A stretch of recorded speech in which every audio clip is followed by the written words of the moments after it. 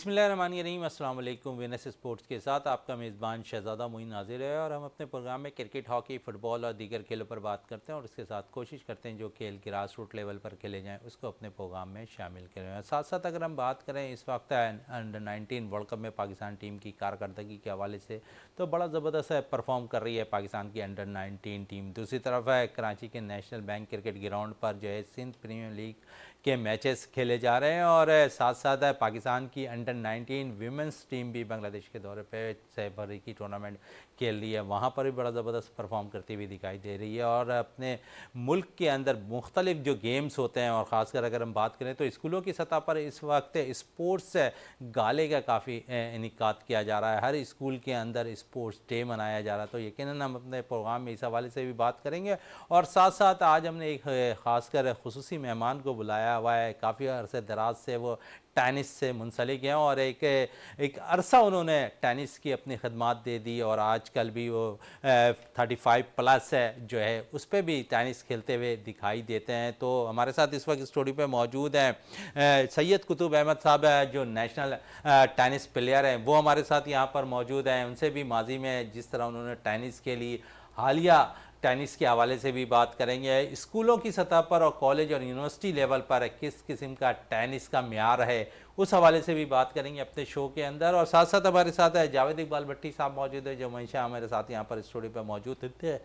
जावेद साहब ऐसे यकीनन हम क्रिकेट के हवाले से आज बहुत कुछ पूछेंगे, पाकिस्तान टीम के हवाले से पूछेंगे, मोहम्मद हफीज़ के हवाले से, और फिर बाकायदा इलेक्शन से कबल पाकिस्तान क्रिकेट बोर्ड के इलेक्शन होने हैं उस हवाले से भी बात करेंगे। तो सबसे पहले तो कुतुब साहब की तरफ चलते हैं, कुतुब साहब से बात कर लेते हैं क्योंकि माजी में बड़ा ज़बरदस्त है टेनिस खेलते रहे हैं, ITF डबल्स में भी इन्होंने 35 प्लस में भी चैम्पियन रह चुके हैं। सबसे पहले शुरुआत यहीं से करते हैं कुतुब साहब क्योंकि आप तो थोड़ा सा ओवर एज हो गए हैं लेकिन जो नौजवान हैं उनके प्लेटफॉर्म के लिए अब तक आपने देखा होगा कि टेनिस स्कूल, कॉलेज और यूनिवर्सिटी लेवल पर बहुत कम है खेली जाती है। बेसिकली वजह मेरी नज़र में ये है कि टेनिस कोर्ट मौजूद नहीं है। जी बिस्मिल्लाहिर्रहमानिर्रहीम। मेरे ख्याल ये तो हर स्पोर्ट्स का मसला है हमारे इस मुल्क के साथ, क्योंकि नॉर्मली हम सिर्फ क्रिकेट को प्रमोट करते हैं और क्रिकेट पे ही इन्वेस्टमेंट होती है। जहाँ तक टेनिस का ताल्लुक है, टेनिस के अंदर यहाँ पे मेरे ख्याल है पाकिस्तान में मेरी जो एक्सपीरियंस है वो ये है कि नौजवान लड़के और लड़कियाँ आते हैं, वो खेलते हैं, परफॉर्म भी करते हैं, लेकिन उनके उसके बाद वो कल्चर यहाँ पे वो नहीं मिलता कि जिसमें वो फ्लरिश कर सकें। देखिए सबसे बड़ी इंपॉर्टेंट एस्पेक्ट इसमें ये होता है कि पूरी दुनिया के अंदर इस तरह की एक तो गवर्नमेंट सपोर्ट करती है और इस तरह की एसोसिएशंस या ऑर्गेनाइजेशंस होती हैं जो प्लेयर्स को पिक करती हैं, उनको स्पॉन्सर करती हैं और एक लेवल पे उनको लेके जाती हैं। मैं आपको एग्जांपल दूं, हमारे टेनिस में इस वक्त अकील खान जो है मेरे ख्याल है वो एक सीनियर प्लेयर हैं और वही अभी भी टूर्नामेंट्स जो है जीतते हुए नजर आते हैं। इसामुल हक इंटरनेशनल प्लेयर थे, बहुत अच्छा खेले, लेकिन इन दोनों के अलावा कोई सिग्निफिकेंट प्लेयर जो है वो हमें नजर इसलिए नहीं आ रहा कि उस तरह की प्रमोशन नहीं हो रही, उस तरह की सपोर्ट नहीं किया जा रहा। मैं अभी भी टेनिस सर्कल के अंदर मैं बहुत से लड़कों को देखता हूँ, नौजवान लड़कों को, जो बहुत अच्छा स्टाइल भी है, बहुत उनके अंदर कमिटमेंट नजर भी आती है, लेकिन एक बड़ा चीज है कि यहाँ पे एक तो टूर्नामेंट्स जो हैं वो इस लेवल पे होने चाहिए कि जहाँ पे वो लोग अपने आप को फ्लरिश कर सकें। वो टूर्नामेंट्स अगर आपके उस तरह के नहीं होंगे तो वो उस तरीके से अपने आप को ग्रूम नहीं कर पाएंगे और फिर ऑब्वियसली जो कंपटीशन जो होगा वो कभी, अगर किसी प्लेयर को हमें ग्रूम करना है तो उसके लिए बड़ा इंपॉर्टेंट है उसको इंटरनेशनल सर्किट में उसको लेके जाएं, क्योंकि एक लड़का खेलता भी है, यहाँ पे खेलते जाएगा तो एक लेवल पे जाके वो स्टैग्नेंट हो जाता है। उसको ग्रूम करने के लिए जो इंटरनेशनल सर्किट्स हैं वहां पे ले जाने के लिए ऑब्वियसली पैसा तो चाहिए होता है, वो पैसा उनके पास नहीं होता और अगर पैसा नहीं होगा तो फिर उसकी वजह से क्या होता है कि वो आगे जा नहीं पाता। एक और चीज ये हो रही है कि जब इसमें आप जब किसी चीज में मनी लेके नहीं आते आप, तो जो स्टैब्लिश जो लोग हैं, जो स्कूल और कॉलेजेस की आपने बात की है, वो फिर उस स्पोर्ट्स के अंदर नहीं आते। आप कुछ भी कह लें, this is how everything works. अब देखें हर कोई, अब जो यहाँ पे पाकिस्तान में एक आपने चीज नोट की होगी, हम भी नोट कर रहे हैं कि लोगों का फुटबॉल की तरफ एक रुझान जो है ना काफी बढ़ता हुआ नजर आ रहा है। आपकी बात इंटरप्ट कर रहा हूँ कुतुब साहब, आपने कहा कि पैसा सबसे ज्यादा टेनिस में है, टेनिस में सबसे ज्यादा पैसा दिया जाता है इनामात की सूरत में, तो आप समझ रहे हैं कि पाकिस्तानी प्लेयर्स क्यों नहीं निकल के आ रहे हैं? भाग दौड़ अगर देखें तो क्रिकेट में बहुत है, मुख्तलिफ लीग्स हो रही, वहाँ पैसे की दौड़ में तो लोग क्रिकेटर शामिल हो जाते हैं, लेकिन अगर टेनिस अच्छी खेल लेंगे तो शायद उससे बड़ा पैसा नजर आएगा। मेरा ख्याल है आपका ये परसेप्शन बहुत गलत है कि पैसा बहुत है टेनिस के अंदर, पैसा बिल्कुल नहीं है उसके अंदर। सबसे ज्यादा प्राइज मनी टेनिस में होती है। प्राइज मनी कुछ नहीं होता, ये आप याद रखें। एक टूर्नामेंट अगर मैं खेलूंगा और उसमें मुझे प्राइज मनी अगर मिल जाएगा तो it does not solve my problem. एक प्लेयर को जो है ना प्रमोट करने के लिए उसमें कंसिस्टेंटली उसके साथ कुछ लोगों को साथ मूव करना पड़ता है। कुछ जैसे मिसाल के तौर पर स्पोर्ट्स मैनेजमेंट कंपनीज होती हैं इंटरनेशनली, वो करती क्या है कि एक प्लेयर को उठाएंगी, उसको ग्रूम करेंगी, उसका सारे उसको फिर हर सर्कल में लेके जाएंगी और फिर आगे उसके उसकी क्वालिटी जो है ना बेहतर होनी शुरू हो जाती है। देखिए टेनिस के अंदर जो बड़ा इंपॉर्टेंट एस्पेक्ट ये है कि जो मैंने देखा है, मुझे तो अब ये लग रहा है कि टेनिस के अंदर हमें जो पहले एक आता था कि काफी लोग उसमें खेलते थे, आहिस्ता आहिस्ता वो कम होते चले जा रहे हैं। दो रीजन है उसके मैं समझता हूं, एक तो कॉम्पिटिटिव टेनिस उसको होना और उसको उस तरीके से उस स्पोर्ट को प्रमोट करना, यानी कि प्रमोट करना टीवी के ऊपर, प्रमोट करना मुख्तलिफ चीजों की तरह। देखिए मेरा ख्याल ये है कि लोग या तो पैसे की वजह से आते हैं या फेम की वजह से आते हैं किसी स्पोर्ट्स के अंदर। अब जो है सिर्फ सेहत के लिए फॉर हम ये कह सकेंगे लोग इतने नहीं आना शुरू कम कर दिया लोगों ने उस तरह स्पोर्ट्स के लिए। लेकिन टेनिस इतना मजेदार खेल है और इतना जबरदस्त तरीके से दुनिया में हम देखते रहे हैं कि वहां पे जो कुछ होता है, लेकिन उसकी वजह यह है कि वो बहुत ही कॉन्सेंट्रेशन से वहां पे काम करते हैं। मेरे वालिद साहब इंटरनेशनल बॉक्सिंग एमेचर एसोसिएशन के ऑडिटर रहे हैं काफी अरसे, और वो पूरी दुनिया में मूव अराउंड करते थे। वो बताते थे कि वो जब किसी यूरोपियन कंट्री में वो जाते हैं तो कहते थे शाम के वक्त वो एक जगह ठहरे हुए थे, 2-3 बजे वो कहते थे कि वहां पे हजारों की तादाद में बच्चे आते थे और दे स्टार्ट प्लेइंग टेनिस थे, और वो आते थे खेलते थे, वो आहिस्ता आहिस्ता स्टार्ट करते हैं उनको, फिर उनको आगे लेके चले मतलब शुरू करना शुरू कर देते हैं। ये चीज हमारे यहाँ बहुत ज्यादा कम है। अभी जो है मैंने आपसे कहा ना, स्टैब्लिश्ड स्कूल्स हैं, स्टैब्लिश्ड जो लोग वहां पे इन इंस्टीट्यूशंस में काम जो पढ़ रहे हैं, जो बाकी कर रहे हैं, वो उनको टेनिस तक लाने के लिए हमें कोई ना कोई उसको सिग्निफाई करना पड़ेगा, उसको कोई उठाना पड़ेगा। इस चीज को उठाने के तर्ज पे अगर हम देख लें तो अकील हमारे पास एक काफ़ी अरसे से वो नंबर 1 प्लेयर्स हैं, लेकिन उसके बाद कोई लड़का निकल कर सामने नहीं आ रहा। फिर अगर फीमेल में बात कर लूँ मैं तो वहाँ पर नितालिया लड़की है, वो बड़ा ज़बरदस्त पाकिस्तान की नंबर 1 रैंकिंग पर मौजूद है। तो आप समझते हैं कि सिर्फ एक काफ़ी अरसे से जो है ना हर एक प्लेयर ने अपना धाक बैठाया हुआ है। अकील के बाद हमारे पास दूसरा कोई ऐसा प्लेयर ही नज़र नहीं आ रहा जिस पे हम ये कह सके कि नहीं ये पाकिस्तान का नंबर 1 प्लेयर भी बन सकता है। देखिए मैंने यही तो बात आपसे कही। अब अकील खान को मैं पिछले 15-20 साल से तो मैं खुद देख रहा हूँ, हर टूर्नामेंट में आते हैं वो जीतते हैं, लेकिन उसकी वजह यह है कि जब आप ये कल्चर डेवलप करेंगे स्पोर्ट्स का तो तभी प्लेयर्स अच्छे आएंगे। अकील खान के अपने 2 छोटे भाई जो बहुत अच्छी टेनिस खेलते थे, यासिर और Jalil, they were very good tennis players, लेकिन उनके साथ क्या हुआ, क्योंकि फाइनेंशियल सपोर्ट ना होने की वजह से वो अमेरिका चले गए और वहां पे जाके उन्होंने टेनिस सिखानी शुरू कर दी। इस तरह के बहुत से लोग हैं, 1-2 लड़कों को मैं खुद जानता हूं कि वो बहुत अच्छे हमारे मॉडर्न क्लब में खेलते थे, दे वर वेरी गुड प्लेयर्स। आज वो दुबई में जाके जो है ना टेनिस सिखा रहे हैं वहां पे जाके। तो ये चीज हमें लाना पड़ेगा कि इसके लिए मैं कह रहा हूं, असल में मैं आपको एक थोड़ा सा बिजनेस की तरफ से अगर लेके जाऊं चीजों को, तो मैं समझाता हूं कि कोई भी कंपनी होती है तो अगर उसको आगे लेके जाना चाहिए, टेक्नोलॉजी के अंदर होता है, कंपनी होती है तो वेंचर कैपिटल इंडस्ट्री आती है, वो उसको पिक करती है कंपनी को, उसको फ्लरिश करती है, फिर इंटरनेशनली जाके उसको एक्सपोज कर देती है। बिल्कुल इसी तरीके से स्पोर्ट्स मैनेजमेंट कंपनीज होती हैं दुनिया के अंदर, जो स्पोर्ट्स मैन को उठाती हैं या स्पोर्ट्स वुमेन को उठाती हैं, उसको ग्रूम करती हैं और फिर आगे लेके जाके उसको फिर फ्लरिश कर देती हैं। देखिए जब तक हम अच्छा कंपटीशन क्रिएट करेंगे पाकिस्तान के अंदर, जो हमारे जो टूर्नामेंट्स हो रहे हैं, जरा आपने बताया कि अकील खान पिछले 20 साल से नंबर 1 है यहाँ पाकिस्तान के अंदर, और कोई हमें प्लेयर सिग्निफिकेंट नजर नहीं आ रहा जो कि सर्किट में। उसकी वजह क्या है कि कंपटीशन उस तरह का नहीं है। अगर कंपटीशन स्टिफ होगा, टफ कंपटीशन होगा, अच्छे प्लेयर से खेलेंगे तो तभी जो है प्लेयर अच्छा बनेगा। तो एक आपने मिसाल दे दी है साहब, इस पर मजीद भी बात करेंगे। जावेद इकबाल भट्टी साहब है मौजूद है, इनसे भी बात कर लेते हैं पाकिस्तानी टीम के हवाले से, और खासकर पहले हम बाकायदत और चेयरमैनशिप के हवाले से भी बात कर लें, क्योंकि इलेक्शन पाकिस्तान के अंदर है 8 फरवरी को होना है, लेकिन पाकिस्तान क्रिकेट बोर्ड के सरबराही का इंतखाब के लिए इलेक्शन 6 तारीख को होगी, 6 फरवरी को। जावेद साहब 6 फरवरी को इलेक्शन है पाकिस्तान क्रिकेट बोर्ड के हवाले से, आप समझते हैं कि मोहसिन नकवी साहब इस वक्त सबसे ज़्यादा मजबूत उम्मीदवार के तौर पर सामने नज़र आ रहे हैं? ऐसा लगता है कि पाकिस्तान क्रिकेट बोर्ड के नए जो सरबराह होंगे वो मोहसिन नकवी साहब होंगे? बहुत शुक्रिया मोइन भाई, जिस तरीके से आपने बताया है, बिल्कुल आप ही नहीं कह रहे, सभी कह रहे हैं कि मोहसिन नकवी जो है वो फेवरेट है। और आपको पता ही है, मुझे लग रहा है कि 6 फरवरी को जो लाहौर नेशनल अकेडमी में इजलास बुलाया गया है वो महज एक रस्मी कार्रवाई होगी। रीजन्स के भी 4, उसमें डिपार्टमेंटल भी 4 आपके वो वोट डाल दिए उसमें, और गवर्नमेंट बोर्ड ने तो 2 डाले, वो तो वोट दे ही नहीं सकते। बस मुझे ये लगा सिर्फ ये रस्मी कार्रवाई है आपको और मुझे दिखाने के लिए। और मोहसिन नकवी जिस तरीके से पंजाब में परफॉर्म कर आ रहे हैं, अगर उस निगाह से देखा जाए तो मुझे लग रहा है कि क्रिकेट के लिए बहुत अच्छे भी साबित हो सकते हैं। लेकिन मसला हमारे यहाँ यही है, क्योंकि ये वजीर आजम की स्वाबदीद पर है, क्योंकि वो पैटर्न चीफ तो वही है। सियासी गवर्नमेंट जैसी ही आती है तो इन ओहदों पर वो हमेशा चाहेगी कि हमारा ही आदमी लगे। जब तक ये सिस्टम सही नहीं होगा तो आपको कोई बिल्कुल फायदा है, नहीं। उस पर फ़ायदा नहीं है। कुतुब साहब से तरफ वापस आते हैं। कुतुब साहब, कराची पाकिस्तान यूनिवर्सिटी की तरफ से भी आप कराची यूनिवर्सिटी में नुमाइंदगी की है, फिर इस्लामिया कॉलेज से भी आप खेलते रहे हैं। आप समझ रहे हैं कि बड़ा ज़बरदस्त उस दौर का रहा है जहाँ पर आप टेनिस खेलते रहे हैं। आप यहाँ पर अगर बात कर लें तो आपने खुद ही बता दिया कि 20 साल का अरसा हो चुका है, अकील खान को चैंपियन बने हुए कोई दूसरा चैंपियन नज़र नहीं आ रहा। देखिए जी, मैं अपनी अगर एक्सपीरियंस बताऊं, हमारे यहाँ जो सबसे बड़ा प्रॉब्लम है, मैं कराची यूनिवर्सिटी की तरफ से खेलता था और बाय ज़ाहिर 80s और 90s में हमने वहाँ पे खेला। उस वक्त भी ये होता था कि अगर मैं क्लियरली आपको बता रहा हूँ, वहाँ पे ये था कि अगर हमारा 2 हफ्ते का कैंप है और उस 2 हफ्ते के कैंप के अंदर अगर हमें स्पोर्ट्स खेलनी है तो क्या होता था कि हमें हार्डली 2 दिन के कैंप के अंदर हमें लेके आते थे।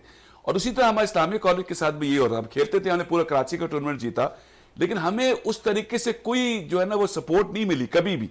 यही चीज अभी भी है। देखें, ये इसको एज ए मार्केटिंग टूल लेके हमें चलना पड़ेगा। हमें अपने स्कूल्स के अंदर और कॉलेजेस के अंदर लोगों को इस तरह एक्साइटमेंट क्रिएट करने पड़ेगी टेनिस की, कि पहले टेनिस दिखानी पड़ेगी, फिर उसको दिखाना पड़ेगा कि वो किस हाउ गुड टेनिस इज। जब वो देखना शुरू करेंगे तो फिर लोग टेनिस की तरफ आएंगे। यानी कि मैं आई लव रॉजर फेडरर, कि उसको मैं सारी जिंदगी मैंने देखा है और मैं उसको फेम, हम उसको अभी तक उसकी गेम्स देख रहे हैं। या अब जो नए प्लेयर्स जो यंगस्टर्स आ रहे हैं, अल्कैरेज है या सिंदर जिसने अभी ऑस्ट्रेलियन ओपन जीता है, ये अगर आप उस कंट्री को देखें वो क्या करते हैं, 5 साल और 6 साल के बच्चे को पिक करते हैं और सारी जिंदगी उसको एक शौक पैदा करते हैं उस स्पोर्ट्स से, और उस शौक के साथ उसको ग्रूम करके उस लेवल पे लेके आते हैं कि वो इंटरनेशनल कंपटीशन में आ जाता है। जो बात आपने जो बीच में हम पहले बात कर रहे थे, उसी तरह मैं वापस आऊंगा कि जब आप किसी प्लेयर को पिक करें तो उसको आपको किसी और इंटरनेशनल सर्किट में एक्सपोज करना शुरू कर दें अगर आप, और अगर एक्सपोज करेंगे तो वहां पर प्लेयर अच्छे होना शुरू हो जाएंगे। मुमकिन नहीं है, और दे आर मैनी सर्किट्स। हम जहां बैठे हुए हैं, हमारे आस पास ऐसे ऐसे मुल्क मौजूद हैं कि वहां पे उन सर्किट्स में अगर हम अपने प्लेयर्स को लेके जाएंगे तो वो बहुत अच्छा, उनको शुरू में ठीक है हारेंगे, नो प्रॉब्लम, लेकिन जब एक्सपोज होंगे तो फिर उनका गेम भी अच्छा होगा और उस लेवल पे जाना शुरू हो जाएंगे। लेकिन अगर आप सिर्फ इसको एज एन एक स्पोर्ट के तौर पे वो अगर चलने दो चलते तो कभी नहीं चलेगा। मेरी तो एक इसमें तजवीज है छोटी सी, और ये तजवीज मेरी सिर्फ टेनिस के वाले से नहीं है, हर स्पोर्ट्स के वाले से है, कि पीएसएल के अंदर हम मतलब लाखों डॉलर कमाते हैं। एक फिगर थी रुपीस के अंदर 5-6 अरब रुपए एक पीएसएल से कमाते हैं। उसका एक सर्टेन परसेंटेज हमें दूसरे स्पोर्ट्स की प्रमोशन में लगाना चाहिए। लोग क्रिकेट ही खेलते रहेंगे और क्रिकेट पे रहेंगे तो फिर हम कहां जाएंगे, कुछ भी नहीं हो सकेगा। आपकी बात इसी पे आते हैं, कंटिन्यू करेंगे, क्योंकि बड़ी ज़रूरत होती है किसी भी खेल को परवान चढ़ाने के लिए स्पॉन्सरशिप का। आप इस बात को भी डिनाई भी कर रहे हैं, लेकिन अगर हम बात करें तो सिर्फ क्रिकेट हमारे फैशन के तौर पर आ गया और उसी पे सारे पैसे भी इन्वेस्ट हो रहे होते हैं, स्पॉन्सर भी बआसानी आ जाते हैं। चाहे वो कोई सी टेप बॉल की भी लीग अगर हो रही हो, उस पर भी स्पॉन्सर आ जाता है। लेकिन जहाँ पर पाकिस्तान के सब जिलाली परचम को दुनिया भर में लहराना होता है, जिस तरह टेनिस की बात कर रहा हूँ, जिस तरह मैं टेबल टेनिस की भी बात कर लूँ, हूर फवाद बड़ी ज़बरदस्त प्लेयर है, अंडर 13 की, बड़ा ज़बरदस्त वो खेलती भी है, लेकिन उसे भी आज तक उसने मेडल्स भी हासिल कर लिए, लेकिन आज तक वो स्पॉन्सरशिप के हवाले से जो है रोना रोती हुई दिखाई दे रही होती है। फिर कौमी खेल हॉकी, जो पाकिस्तान का कौमी खेल है, उसके लिए भी स्पॉन्सरशिप नहीं आ रहे होते हैं। सिर्फ शायद एक ऐसा फोकस रह गया कि हमने सिर्फ क्रिकेट को फोकस कर दिया है, दीगर खेल शायद हुकूमत की तवज्जो का मरकज़ नहीं बने हुए हैं। आप समझ रहे हैं, यहाँ पर हुकूमत को भी अपना किरदार अदा करना पड़ेगा इसे इवेंट को आगे करने के लिए। देखिए, मैं आपसे यही तो आपसे कर्ज करना चाह रहा हूँ, इनिशिएट जो ना लीड तो गवर्नमेंट को ही करना पड़ेगा, लेकिन इसके जब तक हम प्राइवेट पार्टीज को इसमें लेकर नहीं आएंगे, ये मजीद फ्लरिश नहीं कर सकेंगे ये चीज। आपने भी टेबल टेनिस की बात की, या आपने बैडमिंटन की मैं जिक्र कर लूं, या किसी और हॉकी की बात की, यानी कि अभी अजीब सा लगता है कि एक तरफ क्रिकेट के प्लेयर्स हैं जो बड़े बड़े जहाजों में सफर कर रहे हैं, और हमारे हॉकी के प्लेयर्स जो है वो रक्षाओं में सफर करते हैं। सर 6-6 महीने उनको पैसे नहीं मिलते। ये क्यों हो रहा है? ये इसलिए हो रहा है कि हमारी, देखिए, एक होता है क्विक फेम, ये क्विक फेम गवर्नमेंट्स भी चाह रही होती है। वो चाहती हैं कि अगर वो क्रिकेट पे जाएंगे तो ज्यादा लोग देख लेंगे तो उनको प्रमोशन मिल जाएगा और सियासी तौर पे उसको लोग बेनिफिट उठा लेंगे। लेकिन सियासी बेनिफिट से हट के हमें प्योर स्पोर्ट्स को प्रमोट करने की जरूरत है। यानी कि मैं हैरान होता हूं कि कभी कभी मैं यंगस्टर्स को डिफरेंट स्पोर्ट्स के अंदर देख रहा हूं, तो खासतौर पर अगर टेलीविजन को खेलता हूं तो वहां पे देखता हूं कुछ लोगों को, उनके स्टाइल्स, उनकी अंदर कमिटमेंट शुरू में बचपन में बहुत अच्छी होती है, they are playing very good tennis, लेकिन सिर्फ क्या होता है कि वो एक जगह जाके वो रुक जाते हैं। उनको ऊपर ले जाने के लिए आपको या तो पाकिस्तान में इस तरह कंपटीशन पैदा करें। इनिशियली गवर्नमेंट पाकिस्तान अगर उसमें फंड लगाना शुरू करेगी तो मैं इस बात पे फर्म बिलीवर हूं कि इंटरनेशनल जो कॉर्पोरेट ऑर्गेनाइजेशंस हैं वो भी इसके ऊपर इन्वेस्टमेंट करना शुरू कर देंगी। देखिए, अगर एक अच्छा प्लेयर है, अगर वो प्लेयर पाकिस्तान पे परफॉर्म करता है, उसको वो शुरू में पाकिस्तान की गवर्नमेंट उसको फंड करके या उसको सपोर्ट करके बाहर भेजती है और बाहर को परफॉर्म करना शुरू कर देता है, दुनिया में तो बेशुमार लोग बैठे नहीं जो उसको सपोर्ट भी करेंगे और तरीके से उसके साथ उसको लेके आगे भी जाएंगे। देखिए, मैं अगर छोटी सी एक बात ऐड करूं, उसी जो मैं पीएसएल के हवाले से बात कह रहा था, ये भी गवर्नमेंट के करने का काम है ना कि वो ये सोचे कि भाई किस तरीके से हमने उसको चीजों को फैलाना है, किस तरीके से बाइफिकेट करना है। यानी कि मैं एक स्टडी पढ़ रहा था, हम उसमें ये कहते हैं कि स्पोर्ट्स एक बहुत बड़ा जरिया है जो क्राइम को कंट्रोल करता है किसी भी सोसाइटी के अंदर। अगर हम स्पोर्ट्स को प्रमोट करेंगे तो उसके नतीजे में क्या होता है कि लोगों को एक वे आउट मिलता है कि वो कहीं और जाके अपनी चीजों को, मैं अपनी बात करता हूं, सारे दिन की जो ऑफिस की फ्रस्ट्रेशन होती है, वो शाम को जब टेनिस खेलते हैं जाके तो बॉल के ऊपर सारी फ्रस्ट्रेशन निकल जाती है, घर पे जाकर आदमी रिलैक्स हो जाता है। बिल्कुल this is how it happens.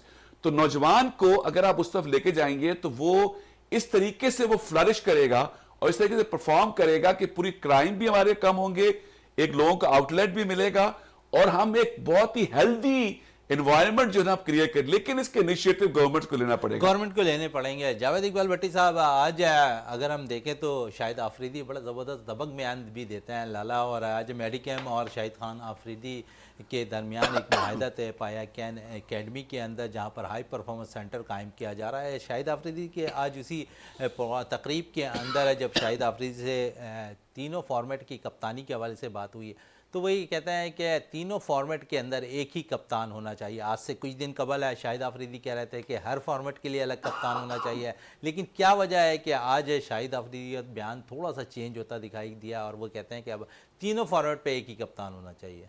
Moin भाई, ये बड़ी हैरानगी का बयान था शाहिद खान आफरीदी का, क्योंकि कुछ दिन पहले यही कह रहे थे कि हर फॉर्मेट का अलग अलग कप्तान बना दो। असल मसला है, उन्होंने जब ये टीम का हाल देखा है, जिस तरीके टेस्ट का आपने कप्तान चेंज कर दिया, शान को ले आए, और साथ साथ उन्होंने ये भी कहा है कि मौके भरपूर तौर पर देने चाहिए, चाहे वह खिलाड़ी हो या चाहे कप्तान हो। बिल्कुल, मैं तो यही चाहूँगा जिस तरीके से शान को अब टेस्ट के लिए लेकर आए, तो मैं यही चाहूँगा कि उसे कंटिन्यू मौका दिया जाए। जितनी भी सीरीज़ हमारी टेस्ट सीरीज़ होनी है तो शान को ही एज ए कप्तान खिलाया जाए। और रही बात T20 और वनडे की, आपको पता बाबर आजम से अच्छा कोई कप्तान नहीं है, इसके ऊपर आपने तनकीद कर करके उसको हटा दिया। उसके बाद आपने टीम का हशर देख लिया, जो T20 में आपने 5 मैचेस खेले, कंटिन्यूस 4 मैचेस हारने के बाद एक आंसू पूंछने के लिए आपको जो फतह मिली है वो शाहीन के क्रेडिट पर आई है। लेकिन अगर आपने इसी फॉर्मेट पे चलना है तो मैं यही चाहूँगा कि उन्हीं प्लेयर्स को जो T20 खेल रहे थे उनको आपको कंटिन्यू चांस देना चाहिए। और फिर ये नहीं कि शहनशाह अफरीदी पे आप तनकीद बढ़ाए, तनकीद शुरू कर दें। ठीक है, उसकी पहली सीरीज़ थी, आगे वर्ल्ड कप आने वाला है, अभी वो इंटरनेशनल लीग्स खेल रहे हैं, तो ये ना हो कि आप फिर उखाड़ पछाड़ टीम में करें। जो कॉम्बिनेशन बनने जा रहा है उस कॉम्बिनेशन को फिर वर्ल्ड कप से पहले फिर आप उस पर तजर्बे करें। मैं नहीं समझता कि और तजर्बे करने की ज़रूरत है। और एक ही कप्तान शाहिद आफरीदी ने जो कहा है, जाहिर है ये उनकी सोच है, लेकिन टेस्ट का तो अलग ही होना चाहिए। T20 और वनडे का कप्तान एक कर दें, अलग होना चाहिए। T20 का भी आपकी राय है कि तीनों फॉर्मेट के लिए कप्तान अलग होना चाहिए, लेकिन अगर आफरीदी ने जो बयान दिया है वो थोड़ा सा चेंज है। वो कहते हैं कि अब तीनों फॉर्मेट के लिए कप्तान एक होना चाहिए। और ऐसा लगता है कि पाकिस्तानी टीम है, क्योंकि जब आज उनसे बात हो रही थी खासकर मिडिल ऑर्डर के हवाले से, तो वो ये कह रहे थे कि माजी में, जब मैंने उनसे ये सवाल किया कि माजी में जब आप बैटिंग किया करते थे उस वक्त 10-15 बॉलों पर आप 35-40 रन स्कोर किया करते थे, ऐसा कोई मिडल ऑर्डर पर बैटर्स नहीं आया। माजी में हमने देखा कि थोड़े से चांस 2 से 3 प्लेयर्स को ज़रूर दिए गए, उनमें से एक जो है बाकायदा तौर पर आसिफ अली का नाम आ रहा था, खुशदिल शाह, ऐसे वो प्लेयर्स निकल कर आए थे जिन्होंने जो है 10-15 बॉलर पर लंबी लंबी बारी खेलते हुए दिखाई दे रहे थे। शाहिद आफरीदी के बाद शायद हमारे पास कोई ऐसा प्लेयर नहीं आया जो लंबी बारी खेल सके कम बॉलों पर। आसिफ अली और कुछ झलक अनवर अली के अंदर नज़र आई थी। बिल्कुल मोइन भाई, इसमें कोई दो राय नहीं है। ये शाहिद खान आफरीदी और आपको पता है अब्दुल रज़ाक के बाद अजहर महमूद भी अच्छा था, लेकिन उसके बाद आपने इन नंबर्स का ऑलराउंडर तैयार करने में ना ही कोई दिलचस्पी पाकिस्तान क्रिकेट बोर्ड ने दिखाई और ना ही जो इंतज़ामिया थी और उनके जो स्टाफ था उन्होंने कभी इस चीज़ पे तवज्जो नहीं दी, क्योंकि ये अहम पोजीशन है। इस पोजीशन से आपको मैच बनाना होता है। देखें, ये ऐसे प्लेयर थे, आप चाहे शाहीन खान अफरीदी को ले लें या अब्दुल रज़ाक को ले लें, इनके क्रेडिट पे 100 सैकड़ों मैचेस ऐसे हैं जो सिंगल हैंडेडली ये आखिरी में जाके जिता देते थे। जितनी भी बॉलों पे रन रिक्वायर्ड हो, 10 का रेट हो, 13 का, 15 का, ये वो प्लेयर थे जो रिक्वायर्ड पूरा करके आते थे।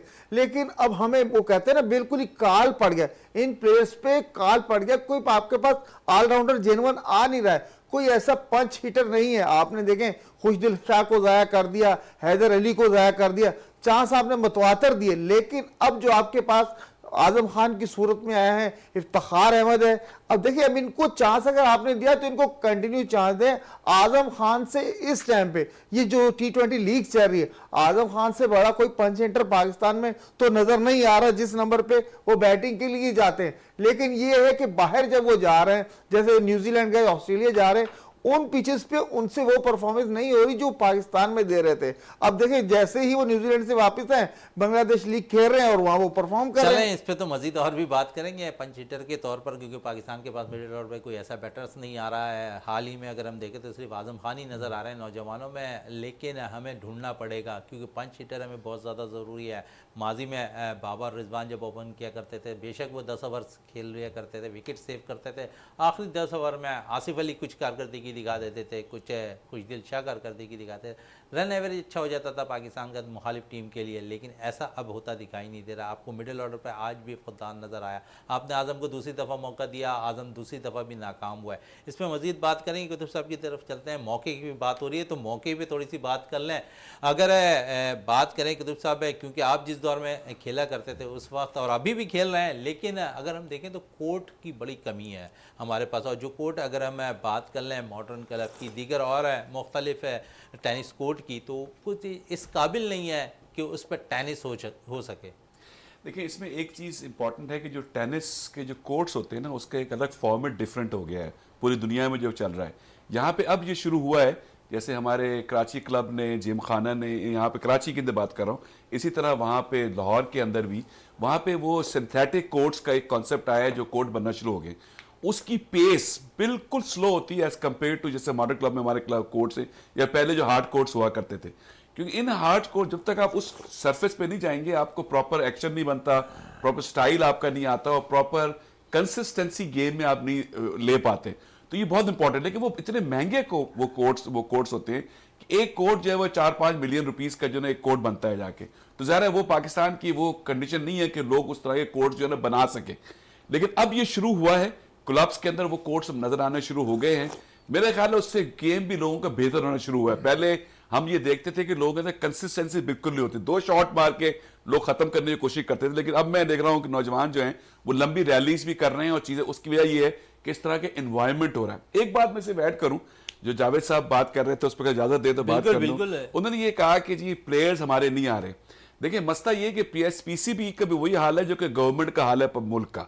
यहाँ पे जब तक कि आप प्रॉपर स्ट्रक्चर नहीं करेंगे और लोगों को सही प्रमोट नहीं करेंगे तो ये होगा। यानी कि मैं अब सरफराज की बात देख लें आप, Sarfaraz was the most successful captain कि जो कि वहां पे T20 में परफॉर्म कर रहा था, सारी चीजें अच्छा कर रहा था, सिर्फ अपने जाती अनाहत के लिए लोगों ने उसको हटाया। उसके नतीजे में आज तक पाकिस्तान सफर कर रहा है। उसका मेरी राय यह है कि आज तक पाकिस्तान इसी सफर कर रहा है कि एक स्टैब्लिश कैप्टन जो कि परफॉर्म कर रहा था उसको आपने अब्रप्टली हटाया।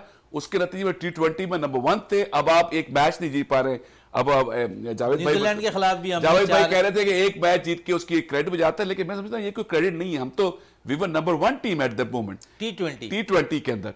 टेस्ट में भी नंबर 1 रहे हैं जब मिसबा जब टीम पर जब हम नंबर 1 थे ना टेस्ट पे, तो हमने श्रीलंका, बांग्लादेश और अगर हम देखें तो अफगान के खिलाफ मैचेस खेले हैं, तो वहाँ तो रैंकिंग आपके बैटर्स की भी अच्छी हो गई थी। आपके बैटर्स ICC रैंकिंग में नंबर 1 पोजीशन पर भी थे। उसके साथ साथ बॉलर्स भी आपके टॉप 10 के अंदर थे। देखें, 2 चीजें हैं जो हमारी कंडीशंस में, जितने हमने ऑस्ट्रेलिया को भी हराया, इस कंडीशन में हमने बड़ी बड़ी टीमों को हराया यहाँ पे।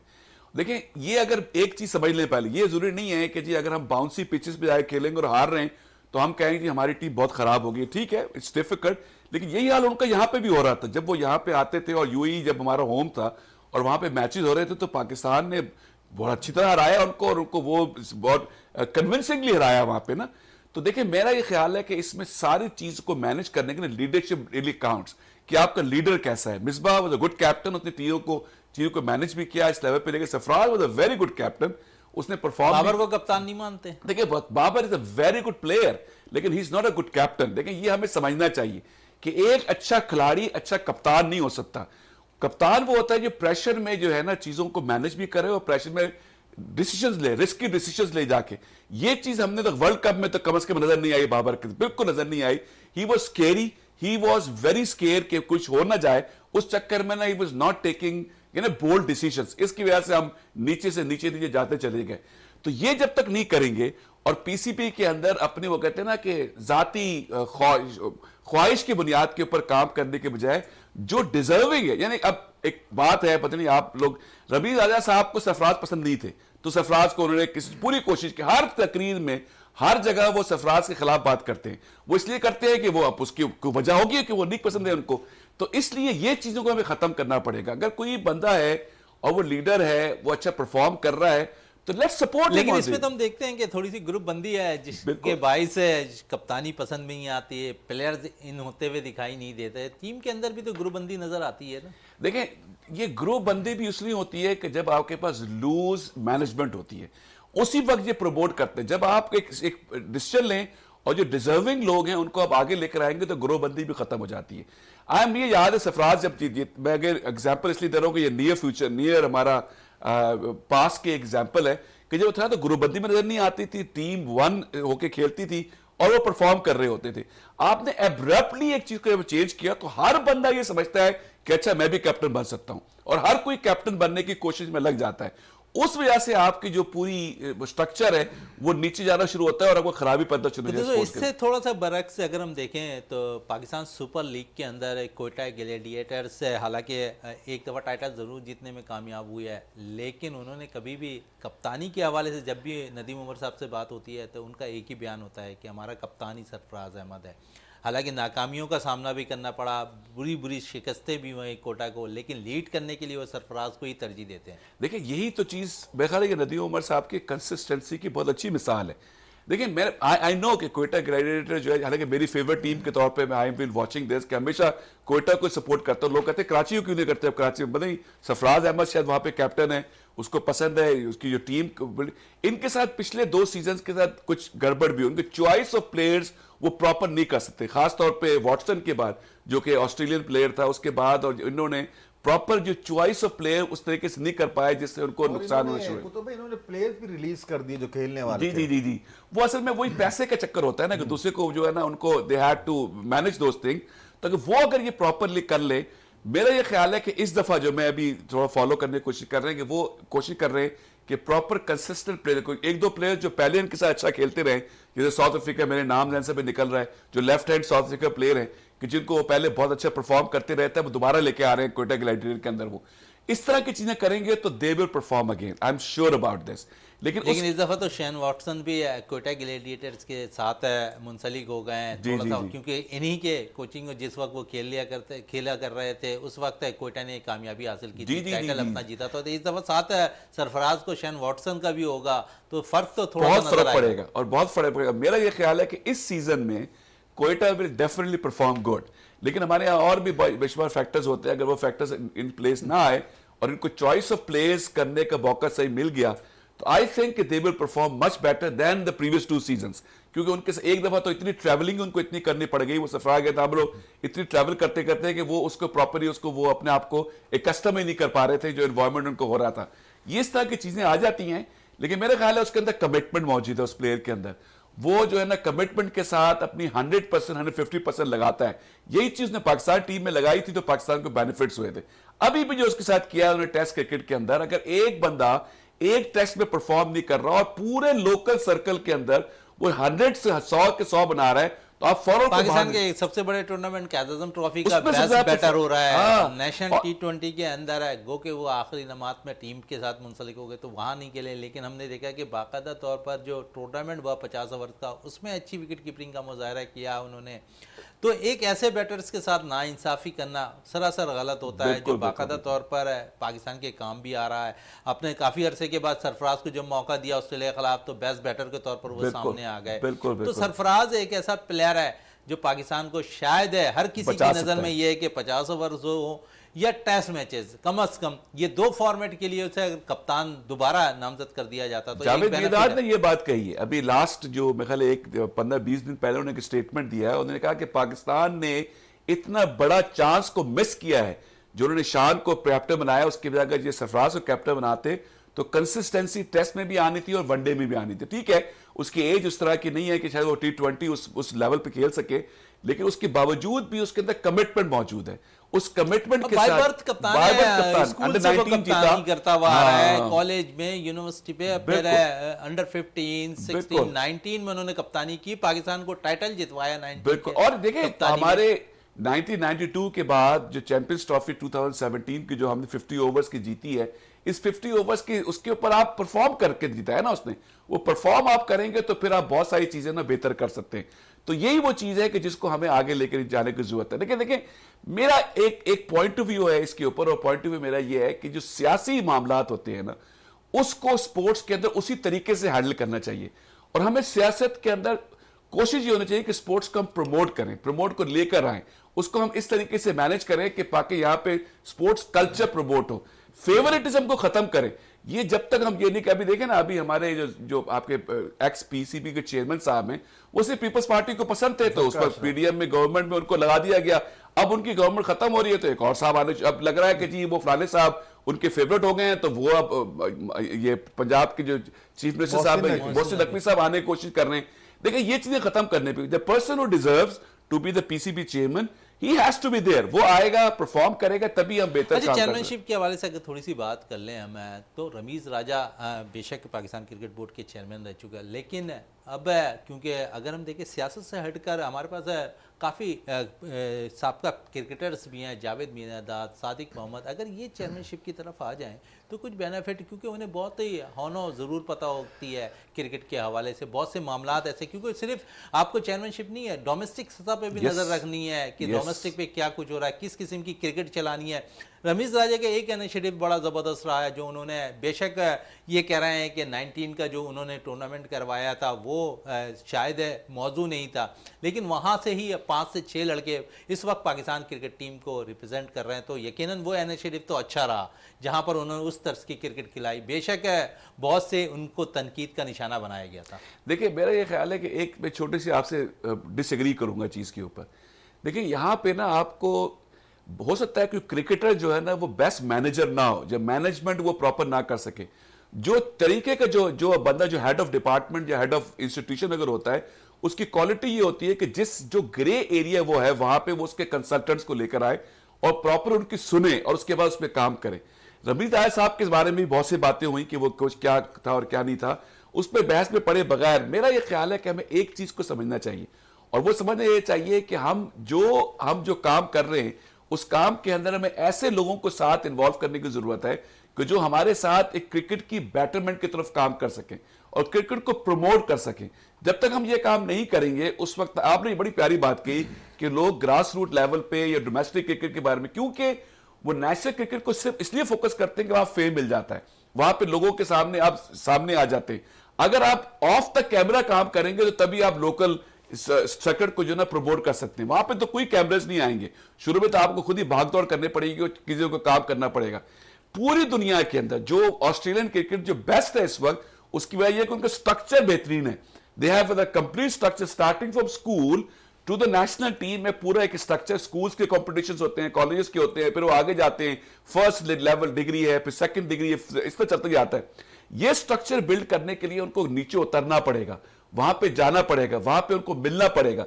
जब वो ये सारे काम करेंगे तो उसके नतीजे में चीजों को आप आगे लेके आ सकते हैं। चलें, बड़ी जबरदस्त गुफ्तगू कर रहे हैं कुतुब साहब, मजीद और भी करते हैं आपसे। जावेद साहब बैठे हुए, कुछ खामोशी जावेद साहब की तरफ से आ गई है। जावेद साहब, सिंध प्रीमियर लीग जिस तरह मैचेस चल रहे हैं और जिस तरह नौजवान क्रिकेटर्स इसमें हम देख रहे हैं कि उभर कर सामने आ रहे हैं। आज अफरीदी ने भी नौजवान क्रिकेटर्स के हवाले से बहुत सी बातें कही हैं कि अच्छा साइन है कि सिंध प्रीमियर लीग से जो इंटीरियर सिंध के जो खिलाड़ी हैं वो निखर नज़र आ रहे हैं।